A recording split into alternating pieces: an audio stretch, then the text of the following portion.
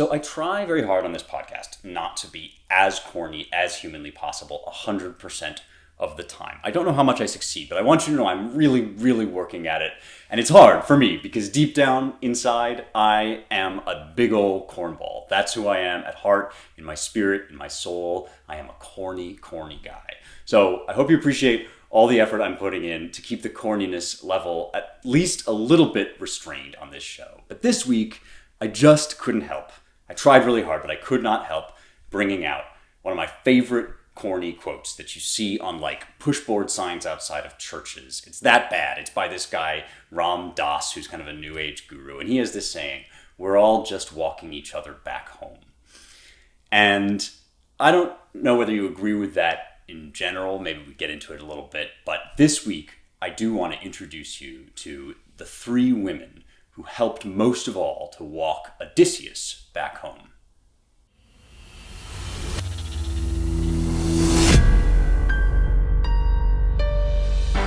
All right, we are well and truly on the home stretch of our journey through the Iliad. We have completed the famous gauntlet of trials that ended with Scylla and Charybdis and the cattle of the sun. When we last left Odysseus, he had been shipwrecked by a thunderbolt from Zeus, killing all the rest of his men but him, and he was washed up on the island with my second favorite name in the poem, Ogygia, which belongs to the witch nymph goddess Calypso. And it was Calypso, you may recall, who set Odysseus free on his way to the Phaeacians. So this whole journey, this whole story that we've been telling for the past several weeks, is the story that Odysseus tells to the Phaeacians when they receive him.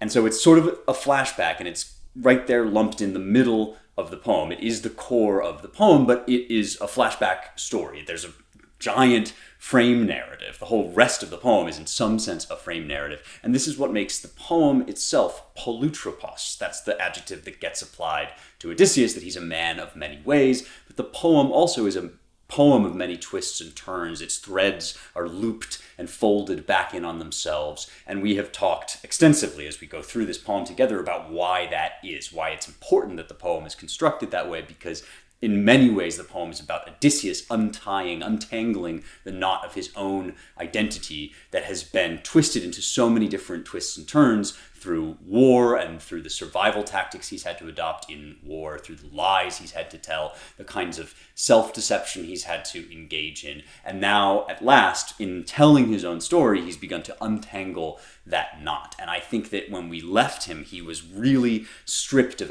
everything else that he had carried and picked up, good and bad, everything that he had carried and picked up along with him on his journey back home. He's now lost it all, and he's going to end up on this island effectively a broken man, having failed. I made the argument last week that he failed his crew as a leader when it came time to explain to them the choices that were in front of them and the terrible hardships they would have to go through, the awful choices they would have to make. He kept something back of himself from them. He couldn't trust them, even though they had been building up trust together, and this led to catastrophe. Now he is well and truly spent as a man, as a human being.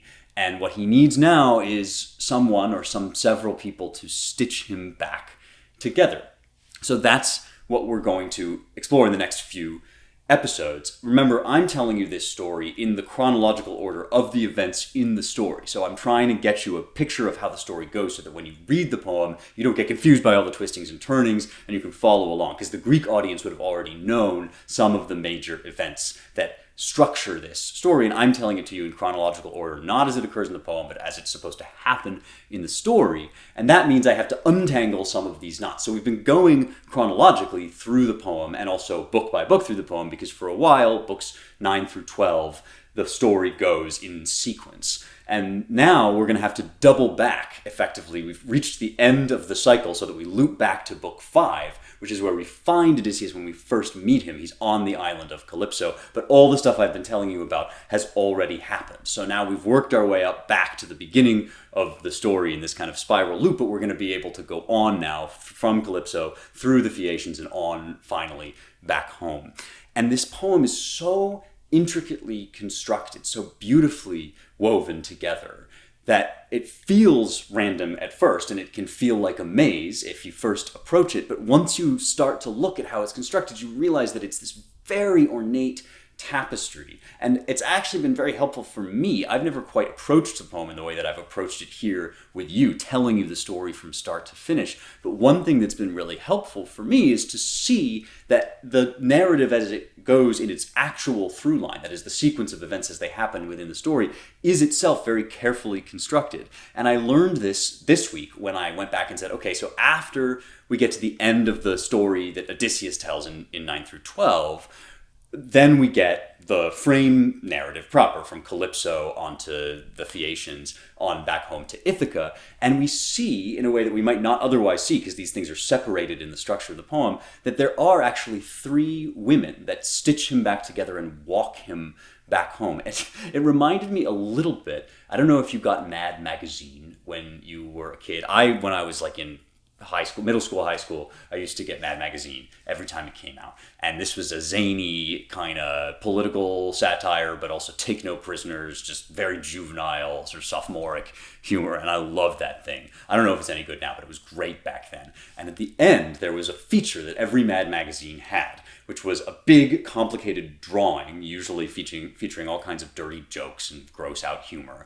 And the trick was that the drawing looked like one thing when it was laid out on the page, but then you could fold the drawing over at certain points, and you got a new picture when the 2 halves were sort of joined together. And if you've got Mad Magazine, you know what I'm talking about. But if you can imagine this, even if you didn't, that you would fold the page of the magazine in, and the outer 2/3 of the picture would form a new picture once you had taken away the middle third. And that's kind of what it is like to read the Odyssey and to think about the order of events in sequence. Because now we take this books 9 through 12, this core section in the middle of the Odyssey, which tells the beginning of Odysseus' story, and you take that away, and you take the surrounding material, books 5 and 6 on one side, and books 13 and 14 on the other side, and you smash them together, and you realize that too works as a continuous narrative, and there's structure to that as well. So there's that wheel within wheels, and we're also going to get, in subsequent weeks, we're going to get the conclusion of the Telemachus story about his son, and of course his wife at home, and all of that. So everything is getting wrapped up with an appropriate conclusion, even though each one of the stories is sort of cycled or knitted within the other. So now, let's talk about what happens after this middle frame story. If we take away the middle part of the story and we just say what happens as we jump from books 5, 6, 7, 8 on to 13 and 14 and so on. So we start with Calypso, right? Calypso is this beautiful, immortal goddess who receives him on the island. And if you recall, when we first meet Odysseus, it's while he's on Calypso's island. He's been there for 7 years. And Athena is talking to Zeus about divine justice and how it could be possible that a man as virtuous and valiant and pious as Odysseus should be allowed to languish and waste away when all he wants is to get home. There's a really fascinating conversation between Zeus and the other gods about Aegisthus, who is the usurper, remember, that kills Agamemnon. We talked about him already in a previous episode, but Zeus says, look, mankind is always blaming the gods for their misfortunes, but really they bring their misfortunes upon themselves. Everything that happens is their own fault. For example, Aegisthus, who usurped and betrayed and killed Agamemnon, and therefore he came to a proper doom because he deserved it, because he was a kingslayer. And Athena says, how can you say that when you are allowing Odysseus to languish under the curse of Poseidon? Remember, it's Poseidon, father of Polyphemus, the Cyclops whom we met in a previous episode. It's Poseidon that has cursed Odysseus to wander for so long because he offended against the sea god. And Athena is now advocating for Odysseus to be brought home. And Zeus finally relents as part of this appeal to justice, which raises all sorts of interesting philosophical questions we've dealt with before about, is there some abstract standard of justice that is higher than Zeus himself, that is above Zeus? Something works about this appeal for Zeus. Zeus actually does believe in or consider himself the executor of a form of justice. And for this reason, he sends Hermes to free Odysseus from the clutches of Calypso. And I say clutches, but this is where the poem, for me, begins to get extremely poignant. There's something just so bittersweet, and maybe that's why I brought out that corny quote at the beginning. It brings out my inner cornball to think about the closing stages of Odysseus' journey as he makes his way back home, because there is this sense in which now the things that Odysseus must lose and regain are things that bring him pain and sorrow, even though they're necessary. He's sort of a sadder but a wiser man now. And everybody who meets him has to help him along through this journey while also, in some sense, letting him go or giving him up. And he is an incredibly appealing, magnetic character. And the people who help him along in his journey have to love him without holding on to him. And Calypso is really the first person who has to do that. And she, I think, gives us a picture of a very particular kind of figure in a man's life. The person who has to nurture and nourish him, but doesn't get to hang on to him. And this is a character that we meet again and again in literature and film and poetry. You'll get the innkeeper on the cowboy's way who puts him up for one night and sure wishes that she could love him, but he's got to be traveling along. I mean, I think about like Shane and all these great Westerns, and this is what Odysseus is like for Calypso too. She wants to hold him there forever. She wants to make him immortal and grant him all the things that any regular man would want. She wants him to be eternally young, eternally happy, wonderfully satisfied in bed, all the things that you could ask for.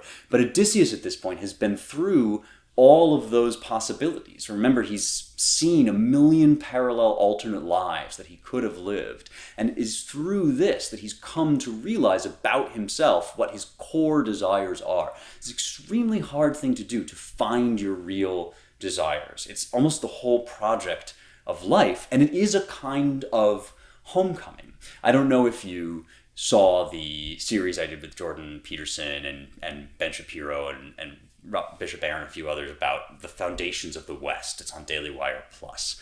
And we did this long and beautiful, it was a real privilege to travel across the great cities of the West and talk about the history of the West.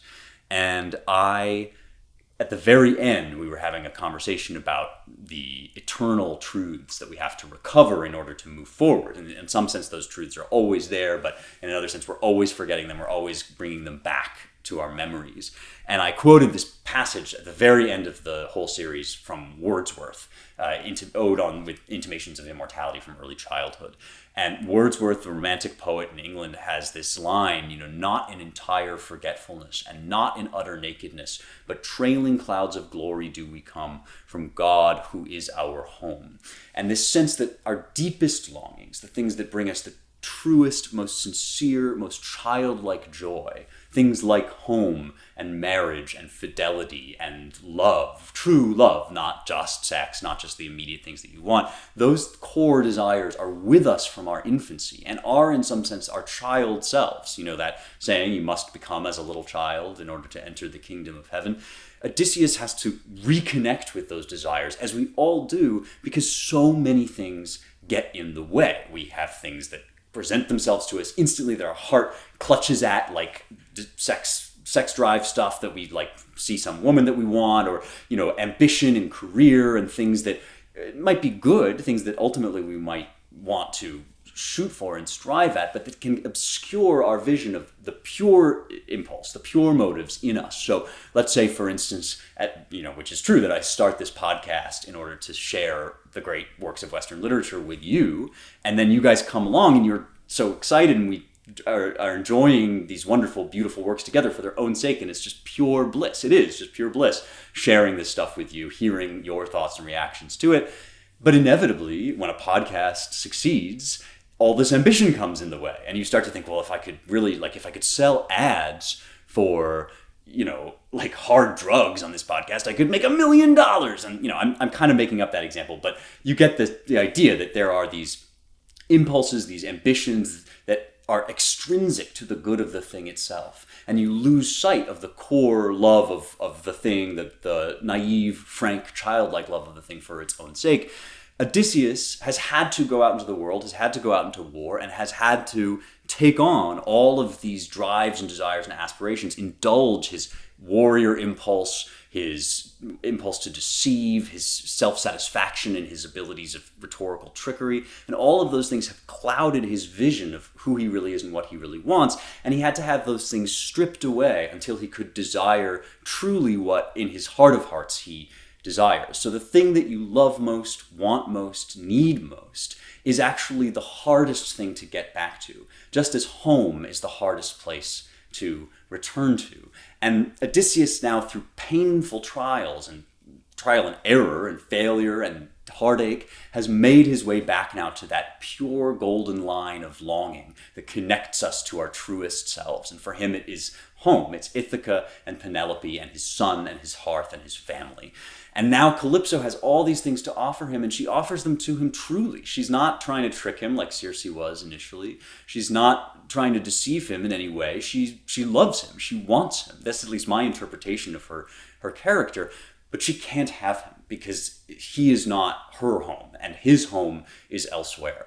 And there's nothing evil in either of them. And this is why it's so bittersweet to me. It's just that they are aiming, they're like ships passing in the night. They're on different trajectories that just glance off of one another. And Calypso, the right thing for Calypso to do is to nurture and love Odysseus back to health, which she does through her womanly care and through 7 long years of incredible partnership. But also then finally she has to let him go. And that's the message that comes to her now from Hermes. And I want to read to you the passage where she reacts to it, because it is so human, funnily enough, since she is not technically human, she's an immortal, but she has the most human set of reactions where she doesn't react to it perfectly at first. In fact, she's extremely resentful, lashes out, instantly accuses, blames the messenger, literally blames Hermes for this truth that is being communicated to her from on high, from the gods, but then comes around, as we watch, comes around to the realization that this is something that neither she or Odysseus can really help or control. He can't help who he is. In fact, he's had to fight to get to who he is through long hardship, and now he can't let go of that longing for home, even though she offers him all the other things. He's already resigned himself to give up on all the worldly goods and to seek that simpler desire of home. And so Calypso hears this essentially from Hermes, that it's time for her to let Odysseus go.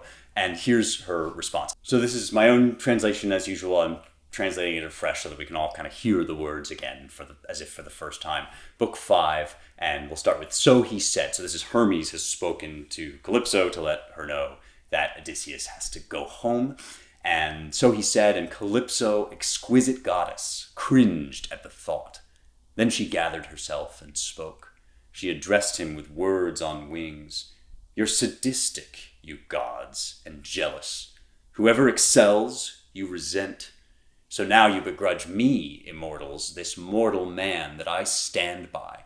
I was the one who saved him from wandering place to place alone when a burst of lightning from Zeus smashed his darting ship, smashed it and left it stuck in the ocean dark as wine.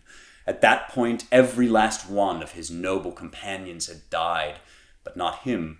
The wind and the tide together carried him here, this man that I nursed and cared for, this man that I loved.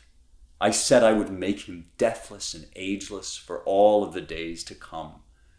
But there's no way to prevail against Zeus or prevent his intentions, not even for other gods. The mighty Aegis is his."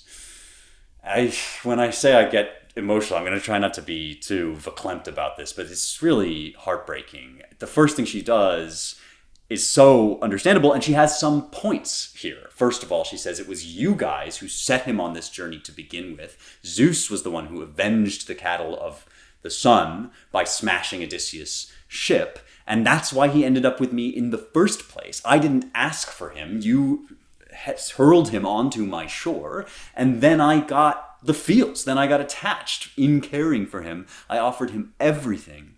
But this is what is lurking in the background for her, and she knows it, is that none of that matters. True as it is, unfair though this is, unfair as it sometimes is to love somebody who can't love you back, the truth is the truth. The reality is that he doesn't want to be made immortal. He's longing, pining for home. He doesn't want all the things that she's offering him.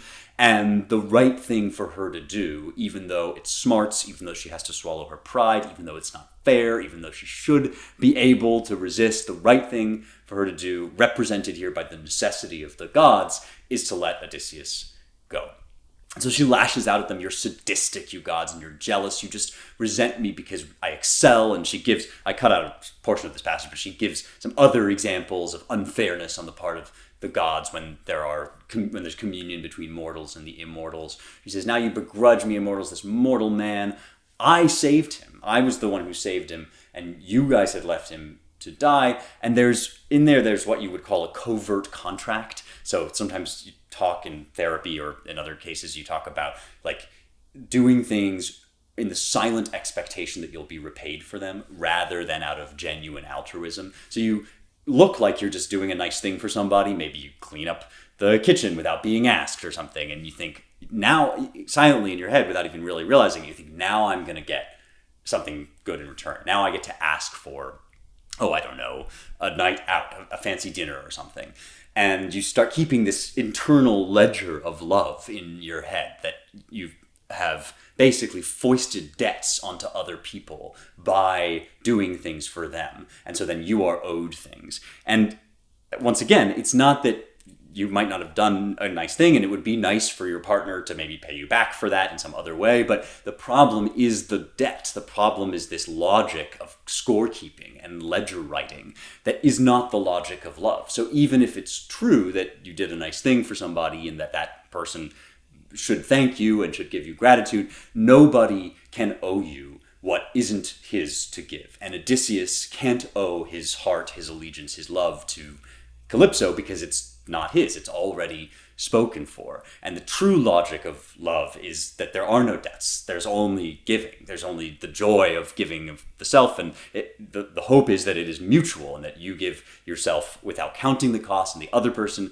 gives him or herself without counting the cost. And then, yes, there will be times when one of you gives more than the other, but you're in this perpetual union that is just one of constant giving. Calypso wants that with Odysseus, but she can't have it, and so she's trying to grasp onto something else by keeping accounts, by saying, I did all this for him, he should want to, and I'm offering him more and more. I'm offering him eternal life. What mortal wouldn't want that? He should choose me.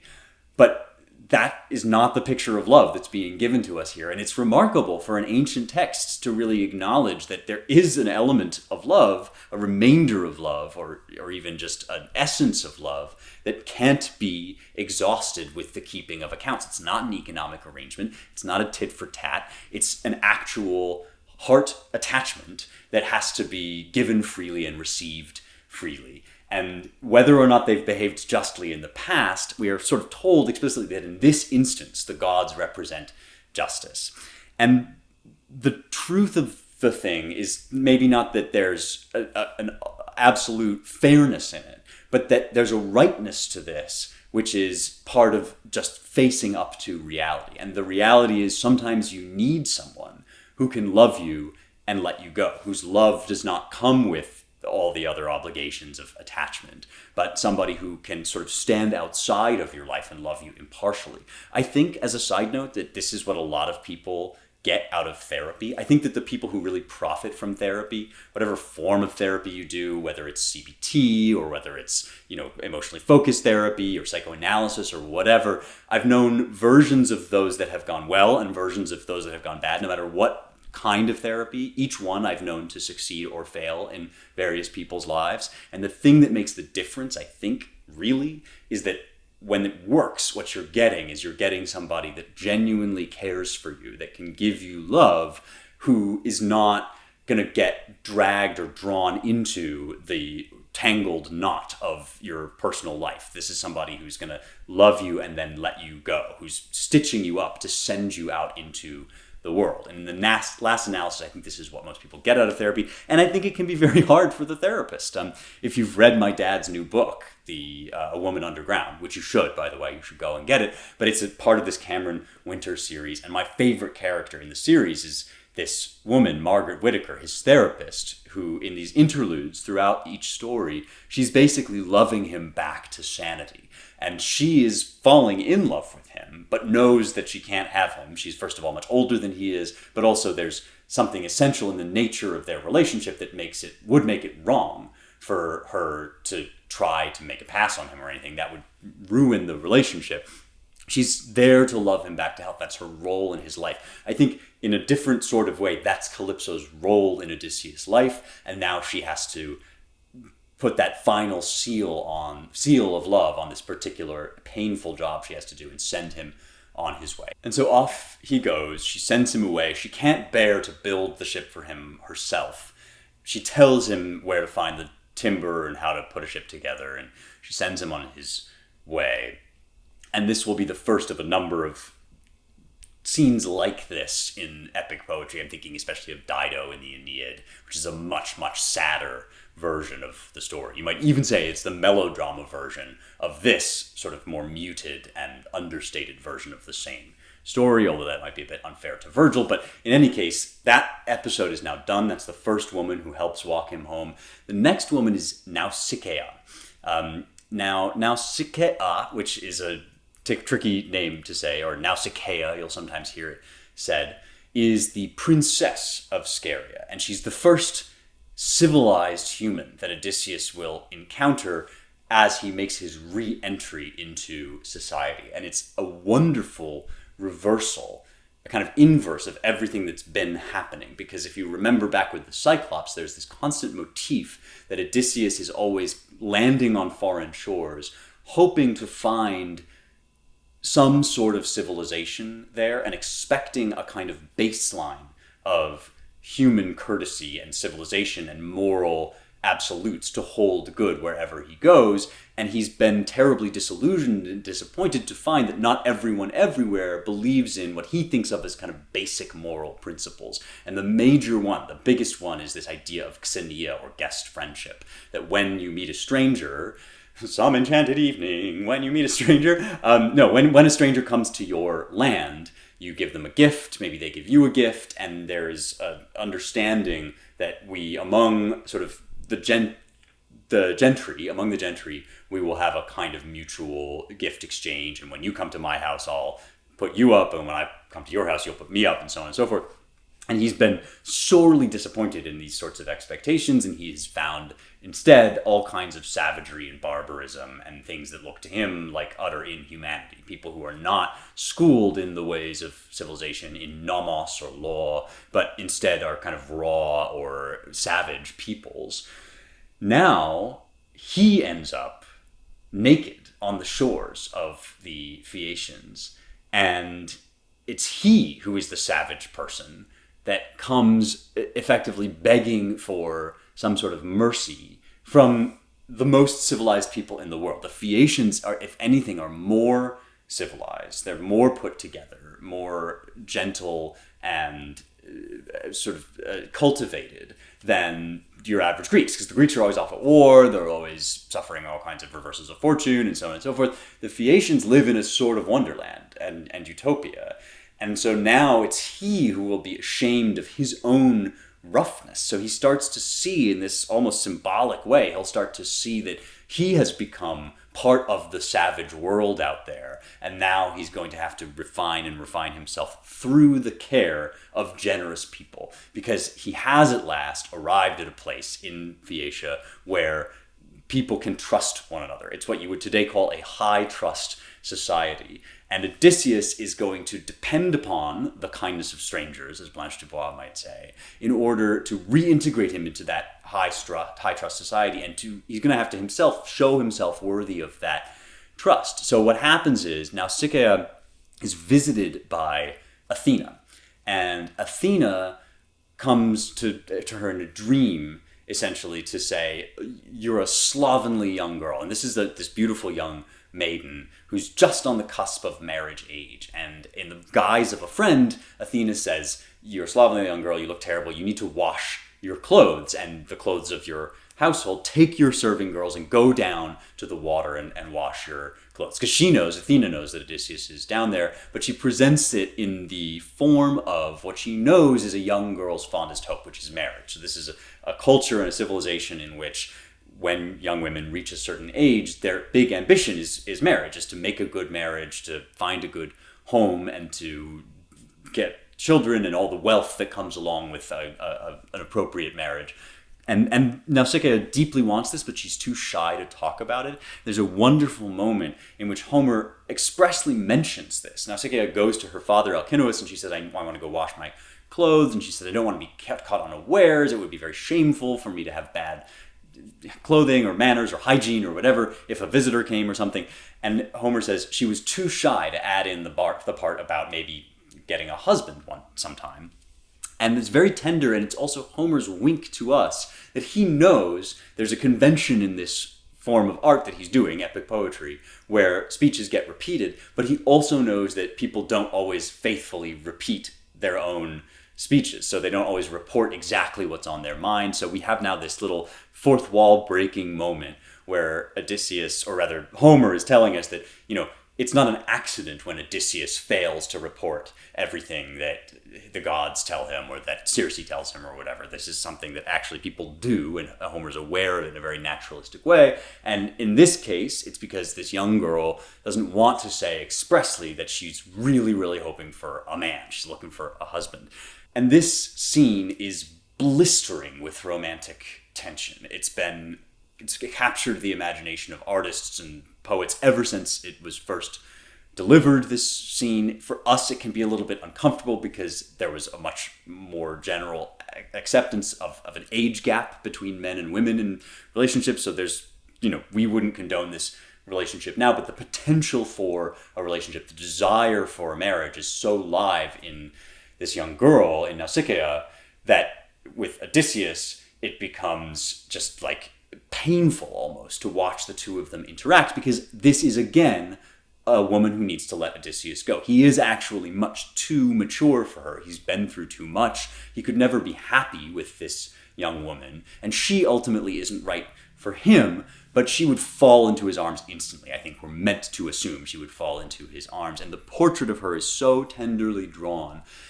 This woman, Nausicaa, is meant, I think, to stand in for everything that civilization can produce. It's because we are in this fantasy land where civilization works perfectly. It's sort of the ideal of a cultivated, civilized people, that they have strong defenses, they have a powerful navy, they have a king who is wise and just and who rules with a clear head toward the good of his people. And this enables beautiful flowers to sprout, like this young girl. It's basically saying that in civilization, all of the other stuff that we do, all of the lawmaking, all of the fighting, all of the building, all of that is to design a world where young girls don't have to be afraid when a stranger washes up on shore. And so Nausicaa is both childishly sweetly naive, but also admirably courteous. She is the perfect lady, even in the midst of her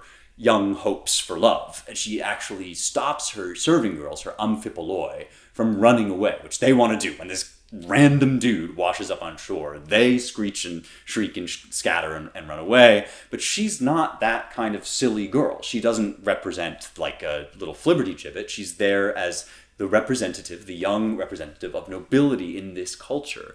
And she is extending a hand, which somebody has to do. Somebody has to extend a hand and draw Odysseus back into the dance of civilized life. And this is the girl who does it.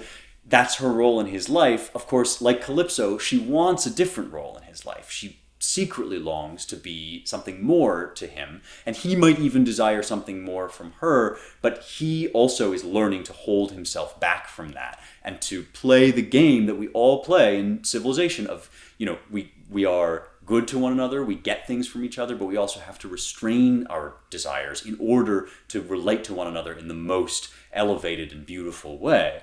And this is the speech that Nausicaa makes, my translation again, and we are on into book 6. And remember, all her serving girls are running away. She says, "Hold still, my girls. How can you scurry away at first sight of a man? Surely you wouldn't accuse him of evil intentions. He's not one of those.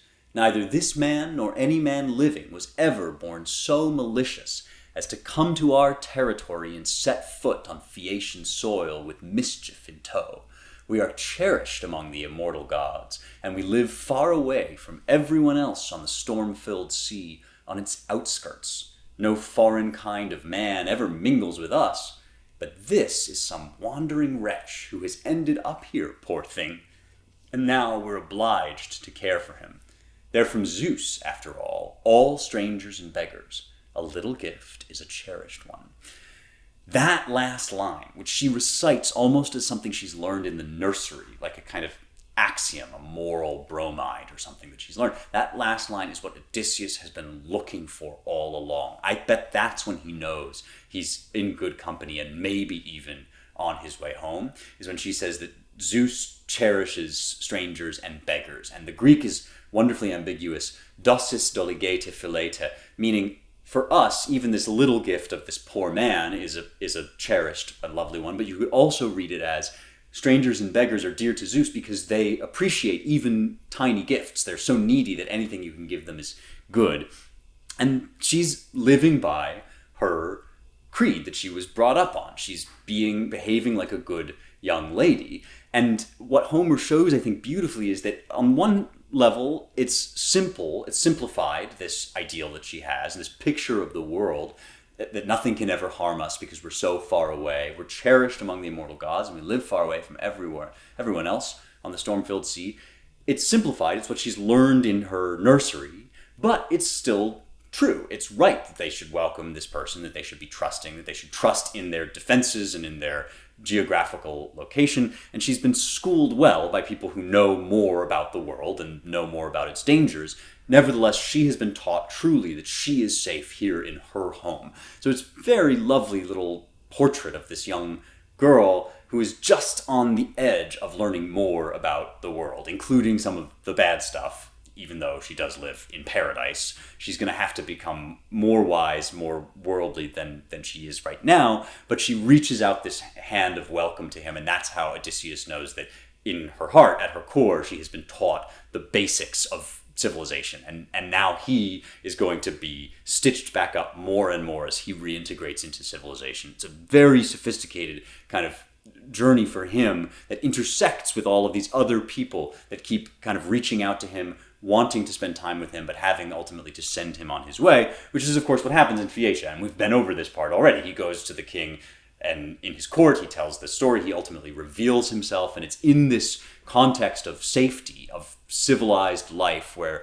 enemies are far off and where guest friendship is honored, that he's able to open up. And this is the first place, I made this argument a while back, but I think this is the first place where he finally says, I am Odysseus. And he means it. And he gets his name back from the moment when he lost it in the Cyclops cave. He's been now on this long trajectory, this terrible, harrowing journey to try and claw back his identity and to scrape away all of the stuff that war and pain has crusted over him. Now he's able, by telling his story, to say, I am Odysseus, and so he can move on now and be sent home by the Phaeacians, which is what happens. So Alcinous summons the Phaeacians, who are the world's greatest sailors, and he sends Odysseus on with them. Odysseus falls asleep in the ship. That's how smooth the journey is and how smoothly the Phaeacians sail. And so he's still sleeping when they arrive finally at the shore. They carry him out and they lay him down on the island while he's asleep with all of these gifts that they've gathered for him. So he arrives with a kind of kingly retinue, and then they secretly steal away. And this is one reason why people think that Homer might have invented the Phaeacians, because we don't have any record of them in myth before this. There's no paintings of them on vases or anything like that. There's no record of an earlier myth. And at this moment, they are then whisked away out of the cinematic universe, if you want to put it that way, forever. Because the next thing that happens is Poseidon demands vengeance, not just for the fact that they've helped Odysseus, his rival, but also because they travel too freely along the seas, and Poseidon is dishonored by the fact that anyone should be able to just scoff at the dangers of his ocean, and so he turns their ship to stone, and he rings their island around with mountains so that they are basically closed off to the world. And that makes me think of them a little bit like Brigadoon, which is this other legend. There's a musical about Brigadoon where it's this beautiful village that disappears into the mists, and I think it returns once every 1,000 years or so. So you have to decide whether you're going to stay there and live there forever or whether you're going to just go on and leave it behind. And Brigadoon is kind of a modern-ish analog of what the Phaeacians end up being, because they then recede, they're cut off forever from their greatest source of joy, which is ships, and it's sort of a sad ending, but it closes the book on the mystical part of Odysseus' journey. All of the legend, fairy tale monsters, and all of the sort of nowhere land that he's been traveling through, that all fades into the background with the Phaeacians, and he wakes up at home on Ithaca.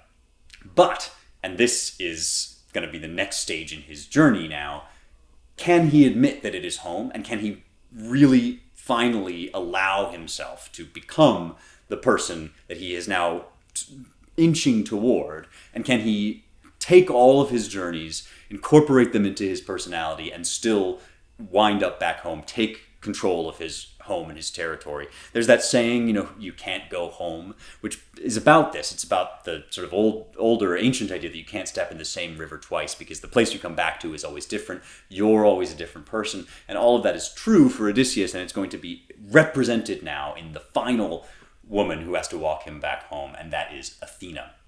So Athena has been a presence in the poem throughout, but as Odysseus is about to say, she has not been the most constant divine patron. She has had a lot of ins and outs. She's helped him, she's backed off, she's been a little bit mysterious, but now she's the last person who has to shepherd him through this final trial, because the next thing for him to do is to actually approach his homestead, which we will talk about next time as we talk about his way back into his home. But now Odysseus has to be essentially persuaded that this place, which looks unfamiliar to him, literally because he doesn't recognize the part that he's been dropped off in, and he's waking up and he's groggy and it's been so long and all of that, and he can't bring himself to accept that it might possibly be true that at last he really is home. And so he levels this challenge at Athena. And this exchange between them is really wonderful.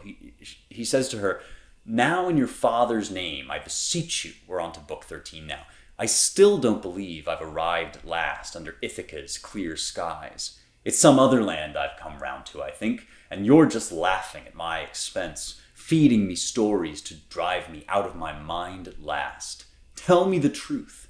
Have I finally reached my beloved Ithaca?" And this way of prodding her, testing her, first of all, he had to figure out that it was her, because she again came to him in disguise. And now at last he has met the mentor who can really break down his defenses for good and all, or at least set him on the path to completing his journey home. Because what she's going to do is basically teach him the last trick he has to play. She's going to disguise him as an old beggar so that he can basically spy out the situation and plot how to take revenge, how to retake his seat from the suitors. But this one last disguise is kind of the disguise he puts on so that he never has to disguise himself again. And here's what she says to him when he challenges her. She says, "This is the kind of thinking I always find in your heart." She calls it a noema, the way that your thoughts run. I always find this kind of thinking in your heart, she says, "and that's just why I can't abandon you, wretched luck and all. It's because of your cagey thinking, the care that you take, your wit. Any other man coming home after years of travel would gladly go straight to his personal chambers to look for his wife and his children. But you won't be satisfied, whatever you learn or discover, until you've subjected your wife to a test." And so she's saying basically, well met. She says, I had to hold back because I wasn't going to go against Poseidon, who had decided you were going to suffer and struggle. But I have a deep affection for you in my heart because you are so tenacious. He's like an old dog or something. He just won't let go of his cagey way of thinking, which is something that has served him well in the past, and even now is going to serve him Well, he's going to stash away all his loot so that he doesn't get stolen from him. And he's going to be disguised by Athena as an unassuming beggar and come in the mold of somebody that nobody recognizes or pays much attention to, so that they can show all of their true colors and he can observe them and finally decide that he's ready to reveal himself for real, to take his true place. And this includes, he wants to observe his wife. He wants to see that she's been faithful for his own self, and he can't do that in his own person because, of course, instantly everybody will start to act, normally around him, or will pretend that they've been great. And yeah, probably the suitors would be like, "Oh, Odysseus, we never intended to take over your home." But this way he can watch and see what people really do when they don't think he's around. And that will enable him ultimately to shuck off this disguise that Athena gives him and reveal his true nature. But he couldn't do it without these people, these way stations, to help him along the way. First, Calypso, who has to nurse him back from his lowest point when he's basically a child, when he's lost any sense of himself or direction except this longing to go back home. He's been stripped away to his inner child. She has to rear him back up, nurse him back up, and then let him go. Very painful for her. Then Nausicaa has to welcome him back into civilized life. She wants to do more than that. She wants to keep him there like Calypso does, but she has to let him go as well. Now, finally, Athena is enough of a divine woman, essentially, to both meet him trick for trick, to welcome him home, but not to claim him. She's too big for him. She's too much for him, but to send him on the path that is going to get him out of this knot once and for all and bring him ultimately back home. It's a thing that we all, in some sense, of course, the rest of us don't spend a lot of time hanging out with goddesses and nymphs and in weird utopian islands. There's all this mythological stuff, but on some level it is dramatizing exactly the thing that we all have to do in this life, and it's why we are all really walking each other back home. We all need these figures in our lives, whether it's our parents or the people that we meet along the way. I've had friends in college that I feel like were just sent to me at exactly this moment, and maybe we're not that close anymore, but they send you on your way to the next stage. We're all walking each other back home. And there is a reason why this is the poem that basically gives us our word nostalgia, right? Nostalgia is the longing for the thing in the past that you can never quite recover by going back in time. You have to go forward through your trials. But the faith that we have, the belief that kind of lingers in the back of all of our minds, I think, is that if we pass through those trials and if we can find good people to shepherd us through those trials, then our journey forward will ultimately be a homecoming to God, who is our home, back to the purity of our original desires in our mature selves. So we can't just go back to playing with bricks on the floor. We can't just go back to being kids. We can't return to Eden or to childhood or to our, more primitive selves. But the purity of your desires when you were a kid, when you sort of just delighted in things for their own sake, and when you were so thrilled to just be doing something that interested you or to be playing a game that you loved, right? That purity is still there in you, and it is actually still your safest guide onward and back home. It's just that as we grow, our desires become more complex, and the things that we love also bring all of these other benefits. The work that we do also brings money.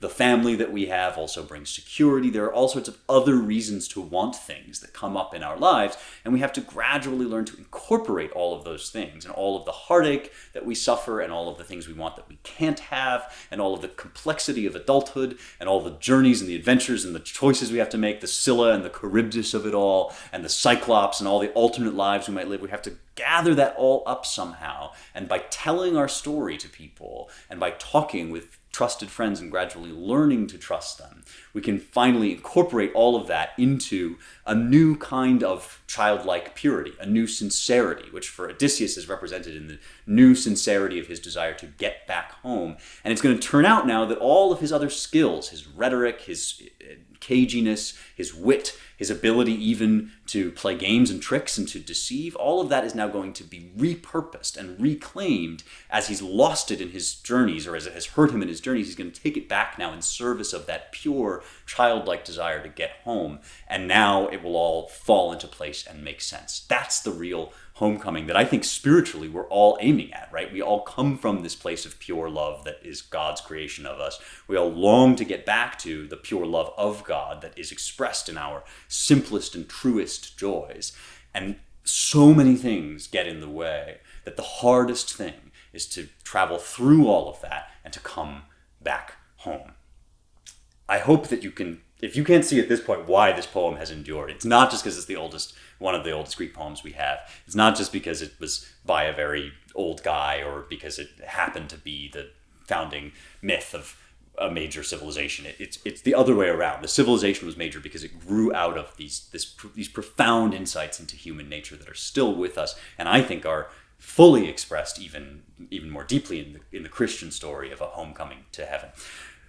But we'll pick that story up next time when I introduce you to the three men who help reclaim and restore Odysseus into his place within manly society. If he's had these women to take care of him, to nurse him back to health, now he's going to have male characters, I should say, not all of them necessarily men, human men exactly, but male characters that will restore him back into his homestead.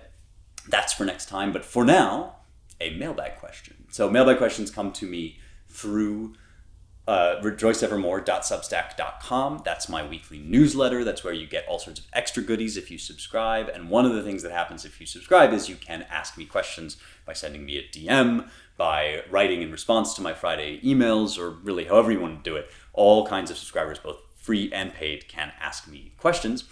This time around, I had a question from Robert, who bought my book, Light of the Mind, Light of the World, Illuminating Science Through Faith. And you should all be like Robert and get my book. You will like it, I promise. It's at Amazon. There's a link in the description of this episode. But Robert had a question that actually wasn't really about the book. It just came from reading my bio on the book. And he asked a question that a lot of people actually have asked me recently, so I figured it might be helpful to address, which is, you kind of do, he says to me, you do all of this different stuff. And it is true, I have kind of I'm blessed with a lot of different projects that I'm working on. There's this, Young Heretics, there's the book, there's other books that I've written, there's the magazine, the Claremont Review of Books that I help edit, and a lot of stuff also that I do for the Claremont Institute. I teach at New College, Florida. There's like a bunch of stuff. And he said, how do you keep all of these projects going? How do you produce so much?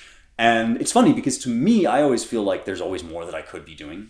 And I think from the inside, we probably all feel that way. Like, man, I'm really not operating at my full capacity here. And when you read the diaries of great men who accomplished amazing things, like, the founders, for instance, if you read their diaries, you will often find them lamenting, I'm so useless, I never got anything done. And trust me, I feel that way all the time. So sometimes when you're looking at other people and you're thinking, wow, they have so much, they have it all together, they're probably feeling just as messed up as you are inside. But when I step back and try to evaluate it a little bit objectively, it is true that over the course of my life, I've learned to do a lot of things and to keep them efficient and not to get distracted by random junk, which can often get in the way. It is really easy, sort of like we were talking about with Odysseus, it's really easy to veer off and get distracted by shiny objects, to take on projects that you shouldn't because you find them flattering that you're asked, or to get snarled up in some sense of obligation that you have to something that maybe you actually don't need to be doing, that isn't actually the best use of your time and talents. And it's really hard. It's one of the great challenges of life to take what God has invested in you, which is your ability to work, your gifts, your talents, your particular things that you're able to do, and to find the right place to aim them, to the right projects to take on, whether you're going to start your own business, as I have sometimes done, or whether you're going to work for a particular venue or company or place. What's the best way to construct and arrange your life? And so I do have some good tips on this, and it's not going to be, obviously I can't tell you exactly what to do or what particular thing to choose, but I do want to talk about time management in general, because I think it is one of the great skills and it can make your life way more full of joy. And so the first thing I have to tell you is kind of a mystery, and that is something a nun once said to me at a retreat. She said, the weird secret is that the more you pray, the more time you have for other things. The more time you devote to prayer, the more time you have for other things. I tweeted this out recently because I've been getting really into daily prayer, which is this liturgical practice of saying some short prayers that are written out for you. There are basically psalms and prayers at successive hours of the day, every 3-hour interval. So you have morning prayer at 6 a.m. You have 3 different prayers at 9 a.m., noon, and at 3 p.m. You have evening prayer at 6 p.m. and then you can do night prayer at 9 p.m. And each one of those is maybe 15 minutes. There's an app called iBreviary or Breviary. I'm never quite sure how to pronounce that, but you can download that app. I'll link to it here on this show, and it will give you the words to pray as a really good skeleton for your day. And when you first see that, you think that's going to take so much time, and I already have to pick up my kids from school. I already have to do this and that. My friends, I can promise you that if you give over this time, this 15 minutes a day to praying, miraculously, mysteriously, in a way that I cannot possibly explain, you will get so much more done. You'll have so much more time. Things will get canceled at exactly the moment that you need them to and rescheduled for other times that are more convenient. There's a mysterious supernatural element to this. And there's a great quote which is attributed to Martin Luther. I couldn't find it anywhere in his writings. I think this might be just an apocryphal story about Martin Luther. But they say that once he was asked, what are you doing today? And he said, I'm working from morning until night. And I have so much to do that I'm going to devote the first 3 hours of my day to prayer. And that's kind of how I've come to feel. So there is like a mystical element to this, which I just cannot recommend enough. It feels totally counterintuitive, and you're going to want to not do it because you're going to think, how am I going to get everything done if I stop everything right now and I pray? Try it anyway. Just give it a shot. Take 3 and call me in the morning. See what you experience. I promise it will open up more time in your day.